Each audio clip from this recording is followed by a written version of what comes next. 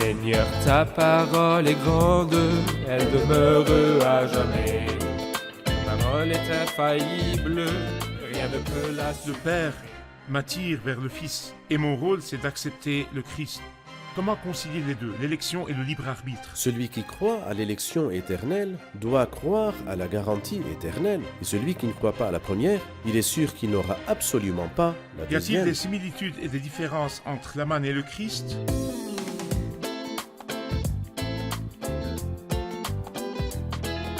Bienvenue à vous, chers téléspectateurs, ainsi qu'à tous nos téléspectateurs dans le monde entier, dans un nouvel épisode de notre émission quotidienne d'études toute la Bible, dans laquelle nous étudions tous les livres de la Bible, de la Genèse à l'Apocalypse. Nous sommes arrivés dans notre étude de l'évangile de Jean au chapitre 6. Aujourd'hui, nous allons étudier les versets de 22 à 51. Je vous encourage à préparer votre Bible et à nous suivre dans l'étude pendant l'épisode. Permettez-moi d'abord d'accueillir notre invité au studio, le frère Youssef Riyad. Bienvenue, frère Youssef. Merci, frère Honoré de Riyad. vous Que avoir. le Seigneur vous bénisse. Bienvenue aussi à notre cher public, honoré de vous avoir avec nous. Que Dieu vous bénisse. Frère Youssef, je vais lire les versets de 22 à 40 du chapitre 6. Le lendemain, la foule restée de l'autre côté du lac remarqua qu'il n'y avait eu là qu'une seule barque et que Jésus n'était pas monté dedans avec ses disciples, mais que ceux-ci étaient partis seuls. D'autres barques arrivèrent de Tibériade, près de l'endroit où ils avaient mangé le pain après que le Seigneur eut remercié Dieu. Quand les gens s'aperçurent que ni Jésus ni ses disciples n'étaient là, ils montèrent dans ces barques et allèrent à Capernaum à la recherche de Jésus. Ils le trouvèrent de l'autre côté du lac et lui dirent : « Maître, quand es-tu venu ici ?» Jésus leur répondit : « en vérité, je vous le dis, vous me cherchez non parce que vous avez vu des signes, mais parce que vous avez mangé du pain et que vous avez été rassasiés. Travaillez non pour la nourriture périssable, mais pour celle qui subsiste pour la vie éternelle, celle que le Fils de l'homme vous donnera, car c'est lui que le Père Dieu lui-même a marqué de son empreinte. » Ils lui dirent : « Que devons-nous faire pour accomplir les œuvres de Dieu ?» Jésus leur répondit : « L'œuvre de Dieu, c'est que vous croyez en celui qui l'a envoyé. »« Quel signe miraculeux fais-tu donc, lui dirent-ils, afin que nous le voyions et que nous croyions en toi ? Que fais-tu ? Nos ancêtres ont mangé la manne dans le désert, comme cela est écrit, il leur a donné le pain du ciel à manger. » Jésus leur dit : « en vérité, je vous le dis, ce n'est pas Moïse qui vous a donné le pain du ciel, mais c'est mon Père qui vous donne le vrai pain du ciel. En effet, le pain de Dieu, c'est celui qui descend du ciel et qui donne la vie au monde. » Ils lui dirent alors : « Seigneur, donne-nous toujours ce pain-là. » Jésus leur dit : « C'est moi qui suis le pain de la vie. Celui qui vient à moi n'aura jamais faim, et celui qui croit en moi n'aura jamais soif. Mais je vous l'ai dit, vous m'avez vu, et pourtant vous ne croyez pas. Tous ceux que le Père me donne viendront à moi, et je ne mettrai pas dehors celui qui vient à moi. En effet, je suis descendu du ciel pour faire non pas ma volonté, mais celle de celui qui m'a envoyé. Or, la volonté du Père qui m'a envoyé, c'est que je ne perde aucun de tous ceux qu'il m'a donnés, mais que je les ressuscite le dernier jour. En effet, la volonté de mon Père, c'est que toute personne qui voit le Fils et croit en lui ait la vie éternelle, et moi, je la ressusciterai le dernier jour. » Frère Youssef, ce qui a attiré mon attention dans cette lecture, c'est que le Seigneur parle ici de deux types de nourriture, la nourriture périssable et la nourriture qui subsiste pour la vie éternelle. Il a également parlé dans Jean 4 de deux types d'eau. Il a dit : « Toute personne qui boit de cette eau-ci aura encore soif. En revanche, celui qui boira de l'eau que je lui donnerai. » Parlez-nous de ces deux types de nourriture. Il y a une nourriture pour le corps, et il dit que cette nourriture est périssable, dans le sens qu'elle a un effet extrêmement limité. C'est-à-dire, j'ai mangé la semaine dernière, mais l'effet ne subsiste pas avec moi jusqu'à maintenant. J'ai besoin de manger à nouveau. La nourriture a un effet très limité sur le corps et elle n'a rien à voir avec le rapprochement de Dieu ou la condition éternelle. Mais parce que l'homme est non seulement un corps, mais aussi un esprit il a besoin d'un autre type de nourriture et de boisson.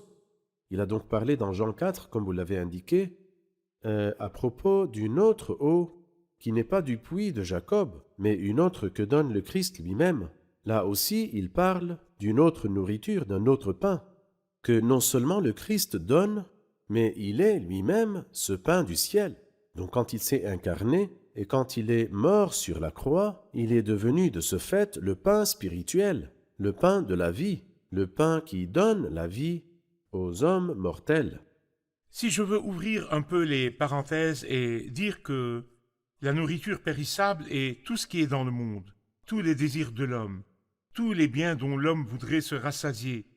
Faites-nous une comparaison entre tout ce qui est dans le monde et ce qui est éternel. Oui, c'est-à-dire ce que vous venez de dire est bien sûr très important, parce que nous le prenons dans le sens figuré et pas au sens propre. Il y a une nourriture au sens propre, le pain que nous mangeons, et une nourriture au figuré, c'est-à-dire tout ce qui est dans ce monde, qui ne pourra jamais nous rassasier. Comme le Christ l'avait dit, toute personne qui boit de cette eau-ci aura encore soif. Ainsi donc, je ne serai vraiment jamais rassasié par ce qui est sous le soleil. Quelqu'un a dit que le monde n'est pas du tout capable de rassasier le cœur humain, car le cœur humain a des vides que le monde entier ne pourrait combler, même si j'ai réussi à gagner le monde entier. Mais le Christ est plus grand que mon cœur, il est capable de me rassasier. Et tout ce qui est dans le monde est vide et limité, et ses usages sont limités et temporaires. Mais ce que Dieu nous donne subsiste et il est permanent, et c'est lui qui rassasie en vérité. Dans ces parties, le Christ a beaucoup parlé du pain, de sa personne en tant que pain, et il a assimilé la foi en lui à manger du pain. Pourquoi assimile-t-il toujours la foi en lui à manger du pain? Je dois faire la distinction entre la nourriture et le fait de manger. La nourriture, c'est la personne du Christ incarnée, la personne du Christ sacrifiée sur la croix, c'est la nourriture. Tandis que la foi au Christ incarné et au Christ sacrifié, c'est le fait de manger. Pourquoi a-t-il assimilé la foi au fait de manger? Pour plusieurs raisons. Premièrement, parce que manger est une affaire personnelle. C'est-à-dire, je ne pourrai jamais demander à mon fils, par exemple, de manger à ma place, bien que je puisse lui demander de visiter tel ou tel endroit ou bien faire tel ou tel travail, mets de l'argent à la banque, retire de l'argent de la banque, achète-moi un billet, il le fera à ma place. Mais je ne pourrai jamais lui dire aujourd'hui je n'ai pas envie de manger, fais-moi une faveur, mange 2 ou 3 pains à ma place, ça ne marche pas. Manger est une chose personnelle, de même que la foi. Deuxièmement, le manger est une chose absolument nécessaire. Il ne suffit pas du tout de méditer la nourriture, de l'admirer, d'écrire des poèmes et des encyclopédies sur la nourriture, sur sa valeur et ses bienfaits. Je pourrais très bien faire cela et finir par mourir de faim, mais lorsque je mange, je suis alors rassasié. Et il en va de même pour la foi, c'est une chose très importante. La troisième chose, c'est que le manger est une question de plaisir. C'est-à-dire, on ne mange pas juste pour vivre, mais on apprécie la nourriture qu'on mange. Il en va de même pour la foi, car la foi s'accompagne de plaisir en la personne en qui je crois, de bonheur, de joie, de plaisir. Et enfin, lorsque je mange, je m'unis à la nourriture. C'est-à-dire, si je mange et qu'après un certain temps, je n'ai pas envie, je n'y peux rien, j'ai déjà mangé. Et le manger, par le métabolisme, se convertit en cellules, elle passe dans le sang et elle passe dans les os. La nourriture que j'ai mangée et moi sommes maintenant un. Il en va de même pour la foi, quand je mange le Christ. Quand je crois en sa personne, incarnée, sacrifiée sur la croix, je m'unis à lui et nous devenons le Christ et moi. Toutes les bénédictions de son incarnation et de sa mort deviennent les miennes. C'est pourquoi il est dangereux que l'homme se contente de regarder le Christ. Exactement. Il assiste à des réunions, il admire le Christ, mais il ne reçoit pas le Christ comme sauveur personnel. Parfait. Nous allons faire une pause puis prendre la question du public. Chers téléspectateurs, je vous retrouve après la pause.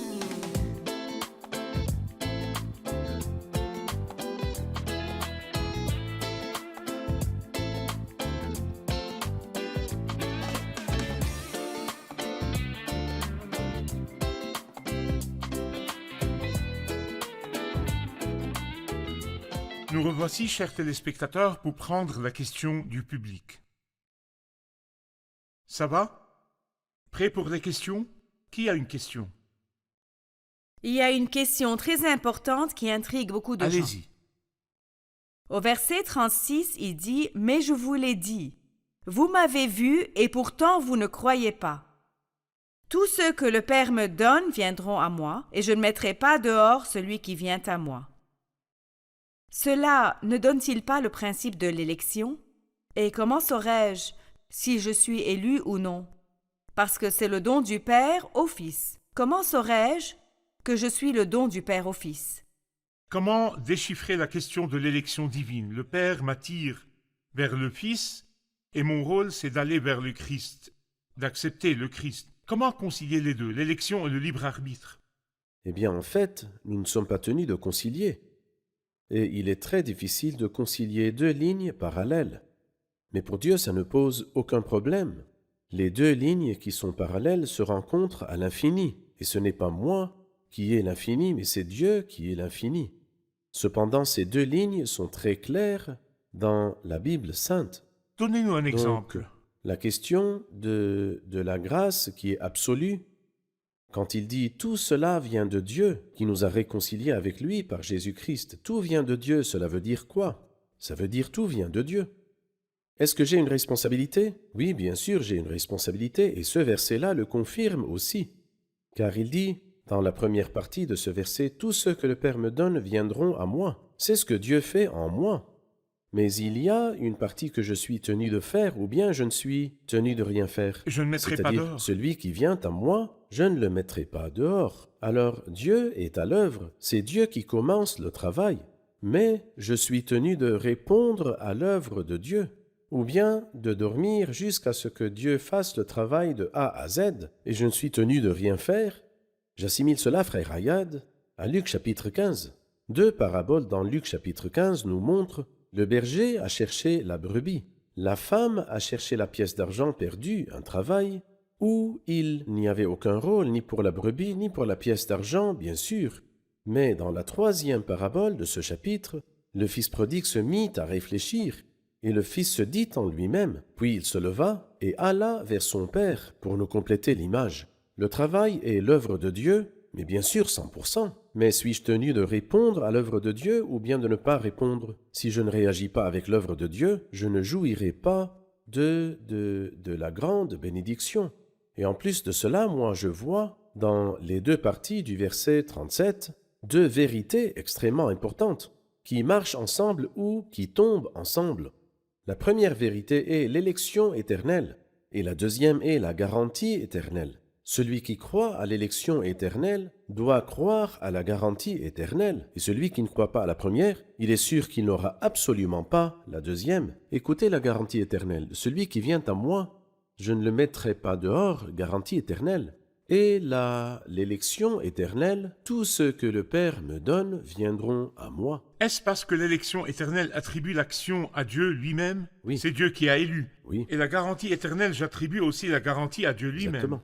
Mais celui qui croit à la possibilité de la chute du croyant, et celui qui croit que le croyant avait un rôle dans Il son avait. élection. Oui, Parfait. il avait un rôle efficace et influent, et il est l'initiateur. Et en fait, j'ai un rôle, mais ce rôle était le reflet de l'œuvre de Dieu en Les moi. œuvres de Dieu pour nous sont donc des actions et non des réactions. Réactions, c'est vrai. Parfait. Je voudrais vous lire les versets de 41 à 51. Les Juifs murmuraient à son sujet parce qu'il avait dit « Je suis le pain descendu du ciel ». Et il disait « N'est-ce pas Jésus, le fils de Joseph, celui dont nous connaissons le Père et la Mère? Comment donc peut-il dire « Je suis descendu du ciel » Jésus leur répondit « Ne murmurez pas entre vous.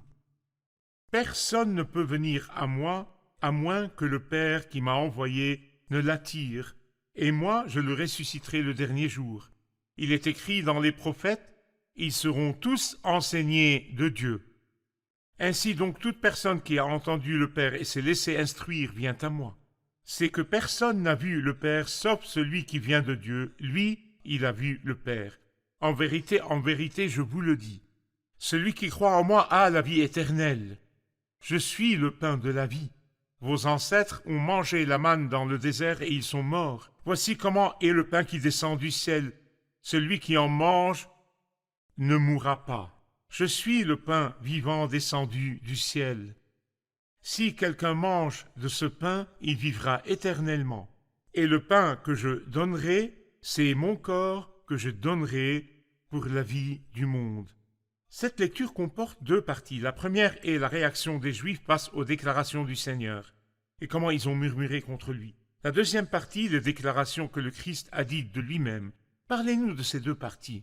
Eh bien, la première partie est attendue, ou plutôt pas attendue, elle est répétée dans cet évangile dès son tout début. Elle est venue chez les siens et les siens ne l'ont pas accueillie. Alors donc, dès le début, ils ont rejeté sa personne. Et là, nous voyons le rejet.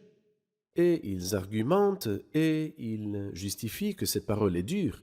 Nous ne pouvons pas la comprendre. Comment celui-ci dit-il « Je suis descendu du ciel » ? Nous connaissons son père et sa mère. Bien sûr, ils ne connaissent pas son père.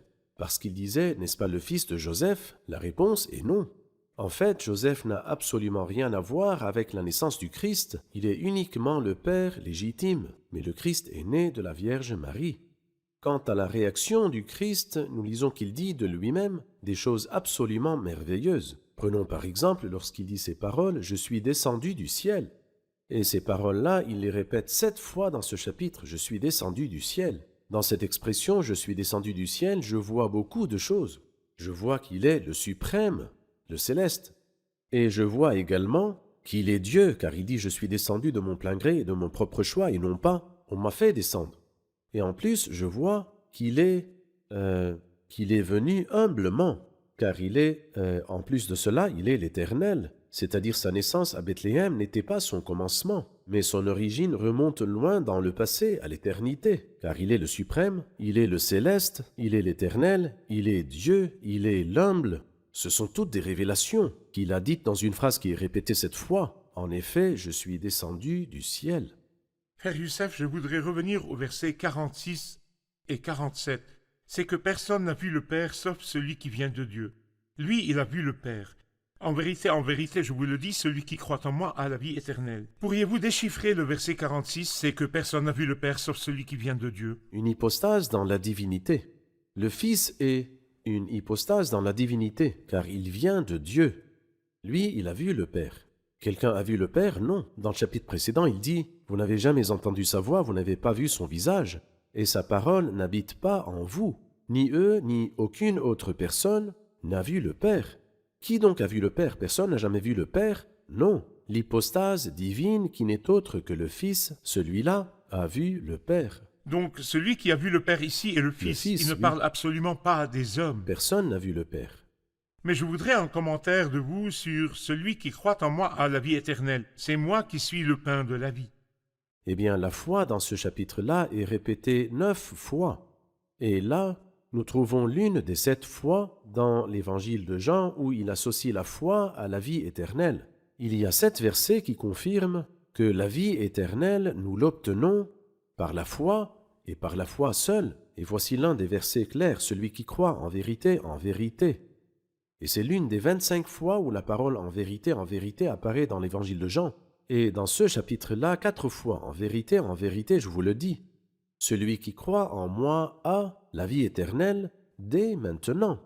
Comme il le dit dans le chapitre 5, a la vie éternelle, il ne vient pas en jugement, mais il est passé de la mort à la vie.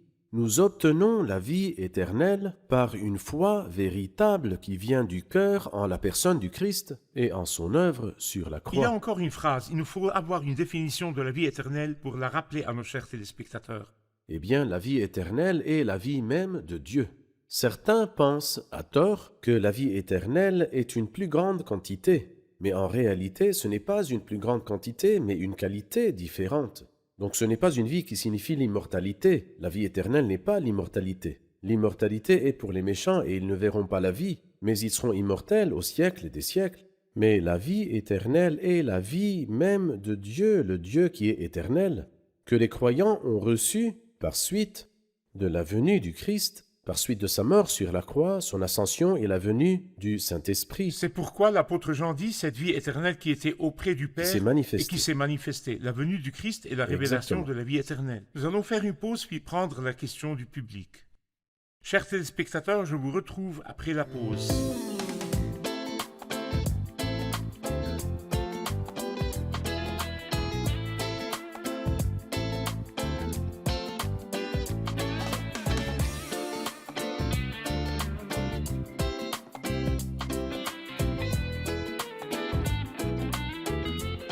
Nous revoici, chers téléspectateurs, pour prendre la question du public. Ça va? Vous suivez bien l'étude avec nous? Y a-t-il une question? Allez-y. Dans Jean 6, du verset 48 à 51, quelles sont les similitudes et les différences entre la manne et le Christ comme le pain de Dieu? Ils lui ont dit, nos ancêtres ont mangé la manne dans le désert. Moïse nous a donné la manne. Il leur a dit, vos ancêtres ont mangé la manne dans le désert et ils sont morts. Quant à moi, celui qui me mange vivra grâce à moi. Parlez-nous des similitudes et des différences entre la manne et le Christ. Oui, je vais commencer par les différences et je vais les résumer en 3 grandes différences. La première chose est que la manne est descendue pendant 40 ans, alors que le Christ, comme le pain de Dieu, subsiste depuis 2000 ans. Depuis que le Christ est venu et mort sur la croix jusqu'aujourd'hui. La deuxième chose est que la manne était pour un seul peuple, pas seulement une génération, mais un seul peuple, alors que le Christ est pour tous ceux qui croient en lui dans le monde entier, et des millions de tous les peuples de la terre ont cru au Christ et ont été sauvés. La troisième chose, qui est peut-être la plus importante, est que la manne donnait une vie qui était temporaire et terrestre, corporelle. C'est pourquoi il dit « Vos ancêtres ont mangé la manne dans le désert, et ils sont morts. » Et à partir d'autres parties de la parole de Dieu, nous pouvons dire qu'ils sont morts sous la colère de Dieu. « J'ai juré dans ma colère, ils n'entreront pas dans mon repos. » C'est-à-dire, ils n'ont pas été acceptés par Dieu. Mais celui qui mange, le Christ en tant que le pain de Dieu qui descend du ciel, a la vie éternelle. Il jouit de toute la faveur de Dieu et de toutes les bénédictions de Dieu. Ce sont les différences.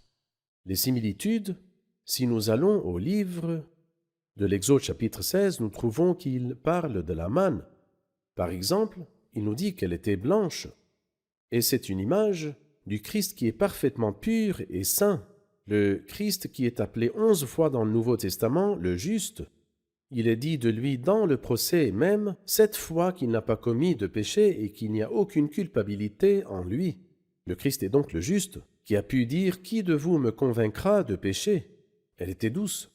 La manne est douce, comme un gâteau dans le miel, et le Christ, il n'y a rien de plus doux que lui. « Que tu es beau, mon bien-aimé, que tu es agréable », c'est dans le livre du Cantique des Cantiques, ce livre qui parle de la beauté et de la douceur du Christ. Son palais n'est que douceur et toute sa personne est désirable. La manne avait la forme de la graine de coriandre, c'est-à-dire ronde ou en forme de boule. C'est-à-dire elle n'avait pas une dimension plus grande qu'une autre. Et c'est une image du Christ harmonieux, qui n'a pas d'attribut qui éclipse un autre. Quelqu'un a dit que Dieu n'a pas de caricature, et le Christ n'a pas de caricature. Que signifie caricature? Lorsque quelqu'un, par exemple, a de grandes oreilles, la caricature l'amplifie. Si ses yeux sont saillants, elle les agrandit davantage. C'est-à-dire s'il y a quelque chose qui ne va pas, la caricature la met en évidence. Dieu n'a pas de caricature. Et le Christ aussi n'en a pas, dans le sens que tous ses attributs sont égaux et harmonieux. Ce sont quelques similitudes. Vous avez fait référence au livre de l'Exode quand la manne est descendue. Et il dit que la manne descendait avec la rosée. C'est vrai. C'est-à-dire, il y avait une couche de rosée, puis la manne descendait. Oui. Et la Bible nous enseigne que cette rosée fait référence aux paroles ou aux prophéties. Et nous savons qu'il y a des prophéties dans l'Ancien Testament qui ont précédé la venue du Christ pour que le Christ descende comme la manne. Et les prophéties sont le prélude. Si un homme vient me voir et me dit « je viens de Dieu », sans aucun prélude à lui, sans aucune référence à lui dans les prophéties de l'Ancien Testament, devrais-je le croire ou pas? Je ne le crois pas, bien sûr. C'est-à-dire s'il vient sans aucune référence. Écoutez, la caractéristique de la Bible sainte est que Dieu a donné à Moïse 5 livres. Et comment reconnaîtrons-nous les prophètes qui viennent compléter? Leurs paroles devraient être conformes aux paroles de Moïse. Tous les prophètes rendent de lui le témoignage. Exactement. Ce que je veux dire, c'est que même les autres prophètes sont conformes à la révélation de Moïse, car Dieu ne peut pas être contradictoire. Si vous dites comment reconnaître le prophète envoyé par Dieu, Deutéronome 13, celui dont les paroles sont en accord avec les paroles précédentes de Dieu, il vient de Dieu. Quand le Christ est venu, toutes les prophéties se sont accomplies. En lui, il vient certainement de Dieu. Mais si quelqu'un vient soudainement, il apparaît soudainement et il dit « je viens de Dieu » et cela sans aucune prélude à lui, comment pourrais-je le croire? Comment pourrais-je le croire? Allons ensemble vers le public pour réviser l'épisode ensemble. Le sujet d'aujourd'hui était passionnant. Bon, mais nous allons nous assurer ensemble si vous avez compris les points principaux de l'épisode ou non. Nous avons parlé de deux types de nourriture, la nourriture périssable et la nourriture qui subsiste. Cela fait référence à quoi? En ce qui concerne la nourriture périssable, nous pouvons la voir au sens propre. C'est la nourriture que nous mangeons pour nos corps. Son effet est limité et temporaire, ou nous pouvons la voir dans le sens figuré, et c'est les joies du monde qui ne peuvent pas rassasier le cœur de l'homme. Quant à la nourriture qui subsiste, c'est la personne du Christ lui-même dont nous nous nourrissons par la foi. Son effet est éternel et subsiste pour toujours. Parfait. Quelles sont les similitudes et les différences entre le Christ et la manne qui est descendue dans le livre de l'Exode pour le peuple ancien? Il y a quelques différences et similitudes. Commençons d'abord par les différences. La manne est descendue pendant 40 ans, et elle est descendue pour un seul peuple, et celui qui l'a mangée était juste pour une vie temporaire, et ensuite il mourait. Mais le Christ est descendu et sa présence continue depuis plus de 2000 ans. Aussi, celui qui se nourrit de lui aura la vie éternelle, et aussi, il est disponible à quiconque croit en lui et pas juste un seul peuple. Les similitudes entre les deux, la manne est blanche et douce, elle est ronde aussi. Le Seigneur est pur et il est juste, et aussi dans sa douceur, il n'y a rien de plus doux que le Seigneur. Son palais n'est que douceur et toute sa personne est désirable. Et il y a aussi l'harmonie. Elle était ronde, tous les attributs du Christ sont parfaits, aucun attribut ne l'emporte sur l'autre. Parfait. Combien de notes sur 10, Vraiment, frère 10 Youssef? sur 10. Parfait. Très bien. Notre peine n'est pas perdue. Non, pas du tout. Que Dieu vous bénisse. Nous poursuivrons notre étude dans le prochain épisode. Que Dieu vous bénisse. Merci, frère Youssef, Je que vous en Dieu prie, vous que bénisse, Dieu vous et nous bénisse. poursuivrons notre étude dans l'évangile de Jean, le grand évangile. Nous nous retrouverons Amen. dans le prochain Merci beaucoup. épisode. Que Dieu vous bénisse. La question de l'épisode d'aujourd'hui, donnez-nous 2 versets, écrivez 2 versets qui parlent de l'élection divine et 2 versets qui parlent de la garantie éternelle. Encore, écrivez 2 versets sur l'élection divine et 2 versets sur la garantie éternelle, et je vous rappelle qu'à la fin de l'étude de l'évangile de Jean, si vous nous envoyez 42 bonnes réponses pour 42 questions, pour 42 épisodes, vous recevrez un cadeau de valeur. Je vous retrouve dans le prochain épisode. Que le Seigneur soit avec vous.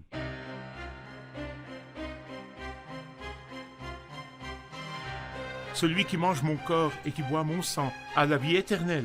Cette déclaration se rapporte-t-elle directement au repas du Seigneur, à la table du Seigneur, ou a-t-elle une autre signification? Toutefois, en la personne du Christ en dehors de la croix, si je crois au Christ comme à un grand prophète, à un grand maître, à un grand réformateur, à n'importe quoi d'autre en dehors de la croix, si je rejette la croix, je rejette l'histoire de la croix, cette foi me donne-t-elle un quelconque crédit auprès de Dieu? Rien, zéro, néant, rien du tout. Seigneur, ta parole est grande, elle demeure à jamais.